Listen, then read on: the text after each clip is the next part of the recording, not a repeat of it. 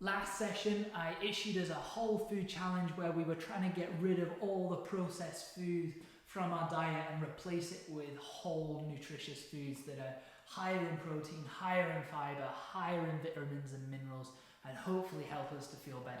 This week, I want us to keep going with that. That isn't an easy task. Even though it sounds simple on the surface, you maybe find it more difficult to cut them all out than you thought. So this week, let's double down on that again, build off of the progress that we made last week, and keep going with it. This week, we're also going to add in some electrolytes to our diet.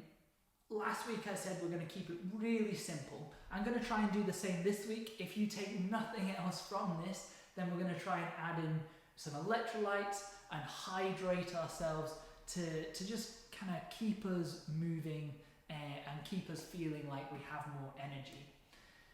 In last session, I mentioned that calories count. Even if we're not counting calories, calories are almost king of weight loss or king of performance, because if we don't have the fuel that we need in our body, then we're either going to kind of slow down, or if our calorie balance is out, then we're not going to lose the weight that we're looking to in any program. Well, here is why I think this is the important enough to put in session 2. If you think of calories like our petrol, calories are like the petrol going into our car, then electrolytes are essentially the battery and the oil and the grease that kind of work to help that petrol move our engine, which is our body. So if petrol goes in your car, the battery sends a signal or an electrical impulse to the pistons that explode the petrol and get us moving. Electrolytes are pretty much a similar thing. The calories that go into our body are the fuel, but the electrolytes are electric lights, send the signal down to our muscles to get them to fire, to get them to move. So if we don't have enough electrolytes in our body, then we're not going to be able to fire our muscles properly, which means one of two things. If we're looking for performance, it means we're not going to be able to perform as well. Even though we have the fuel and the energy and we've recovered well to perform, if we don't have those electrolytes firing, then we're not going to be able to go as hard as we can. Or we might end up cramping up or pulling a muscle, or just feeling a little bit fatigued a little bit faster. On the other hand, last week I mentioned that if we really reduce our calories, often our energy levels follow, as we just feel a bit more sluggish and run out of energy, as our body kind of goes into this starvation mode, which has helped us for millennia to keep alive and not starve as a species. But now that we have as much food as we could ever afford, then we don't really worry about starving. So it isn't the best process for us to lose weight, because it kind of brings our calories down. Whereas these electrolytes are going to help us keep that energy level up, even though we reduce our calories. So electrolytes, where do we find them? Well, we find them in loads of foods. So bananas, you might have heard of potassium in bananas and potatoes. Sodium and chloride is salt. So you might have heard of, essentially it's salts. There's also other ones like calcium and magnesium. They're sound a little bit more niche, but we'll get into the weeds of what exactly they do a little bit later in the video. To begin with, let's kind of just look at where we can find them. Well, you could find them in things like Lucozade. You've probably heard of isotonic sports drinks. Isotonic sports drinks are just the same amount of these 5 things in the same levels as you'd find them in the blood, concentrated in that sports drink. They're really great. You can find them in Gatorade, Lucozade. You can also find them in powder forms. If you have a look on Amazon or Google, you sometimes find them in like the dissolvable tablet forms. You can put in some water. But essentially they're going to help us hydrate.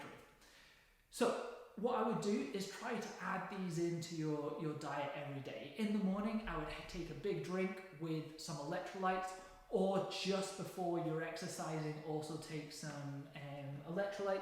and then you might also want to take them as you perform in sport.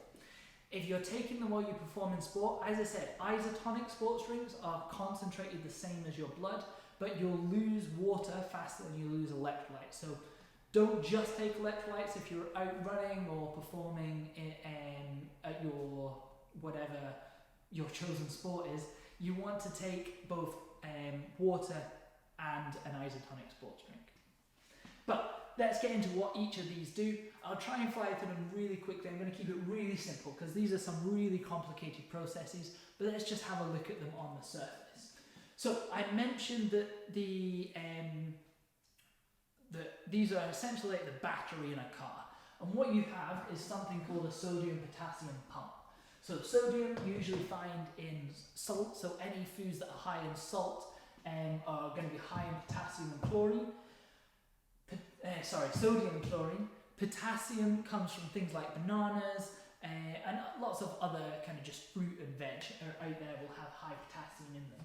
I would say potassium is one of these important ones that you're trying and find in your diet. So have a look at what foods have high in potassium, find which ones you enjoy, and try and have more of those, particularly if you're not having these isotonic sports drinks. The other one that we can be quite low in is magnesium, and quite often I'd actually recommend have a magnesium supplement, and we'll get into the reasons for that a bit later on. But I mentioned these electrical impulses. So you've got this thing called a sodium-potassium pump. This is where we'll get into the weeds. As I said, if you take nothing else from this session, just know that you want more electrolytes in your diet so that you feel like you have more energy and you can perform at a higher level even if you've reduced your calories. So this sodium-potassium pump, essentially what happens is you've got potassium in your cells. They're like a charge.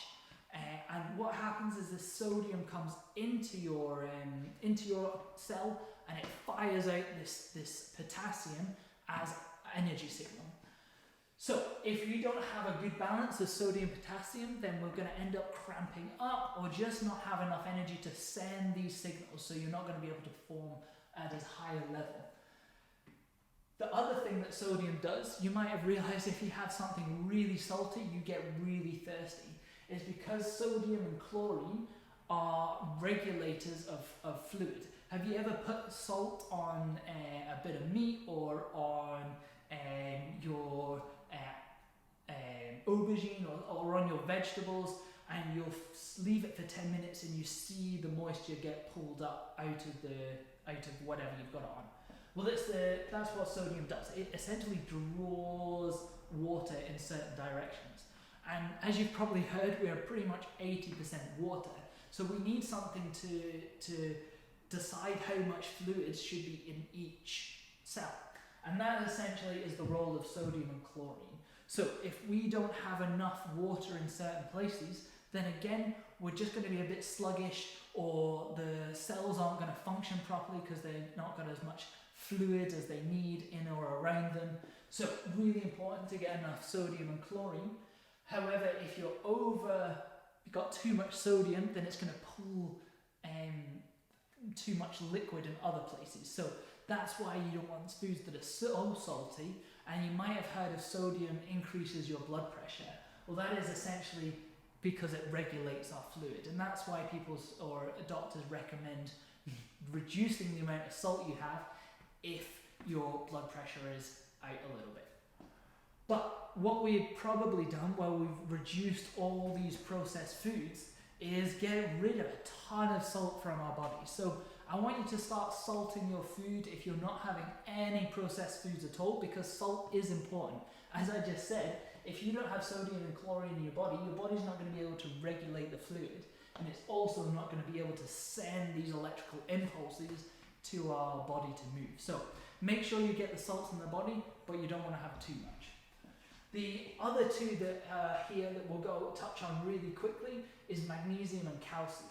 Essentially, these are going to help relax or contract our muscle. I won't go into the biochemistry of exactly how that happens, but what you want to know is magnesium helps relax our muscles after they've tensed. So if they tense up, that's sending calcium to them to contract the muscles, and then the magnesium helps relax them.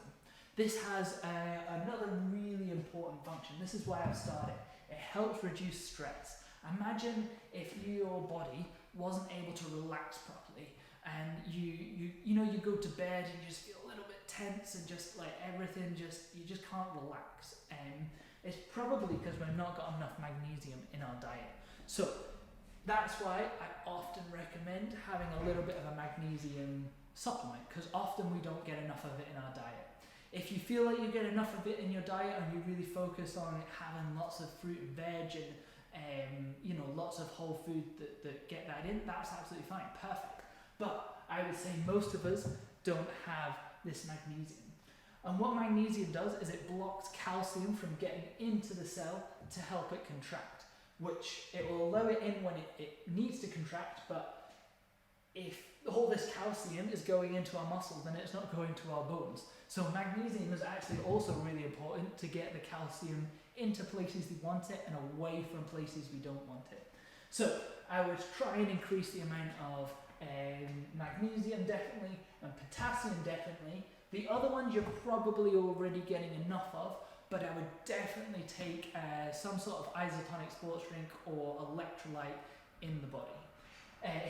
In some sort of supplement, and it's also going to probably come in with a ton of water, which is only going to help hydrate us, which is another really important aspect of the kind of all these functions here. One thing I will mention is quite often these are quite sugary because they're usually intended for athletes, well, not just athletes, they're just usually intended for people trying to perform.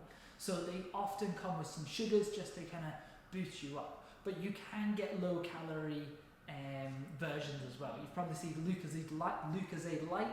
Essentially that is a low calorie version of these electrolytes. You can also get other brands, and I would probably recommend going for powders because they're a lot cheaper. You get a lot more servings for your dollar or your pound if you're here in Britain. So I would try and get a bit more of these into your diet, and probably take a magnesium supplement. Probably go for a diet one if you're looking to lose weight. If you're looking to perform, probably doesn't matter. The ones with sugar are usually a little bit cheaper, so I usually just use one with the glucose because I'm cycling everywhere, I'm working out, I'm on my feet with clients. So for me, that doesn't matter, but you probably have a completely different goal, and I want you to bear that in mind when you're choosing your electrolyte. What to take away from today? A, keep going with that whole food challenge. Let's get rid of all those processed foods from our diet. And 2, let's start adding electrolytes, particularly in the morning and particularly just before we're looking to perform. And then if you find that you're kind of got quite a stressful lifestyle, you might want to add in a bit more magnesium. Or if you struggle to get to sleep at night, that could be another sign that you need a little bit more magnesium. If you have any other questions on this, I know this has been a really kind of complicated topic compared to a lot of things that we're going to talk about. Feel free to message me in the app of the program that I've sent you, or message me directly, or talk to me in our next session about this in a little bit more detail. But hopefully this week you find adding electrolytes to your diet gives you a little bit more energy, and that you do great with getting rid of all those processed foods from our diet to help us perform better, feel better, and live longer. So enjoy your week, and I will see you soon.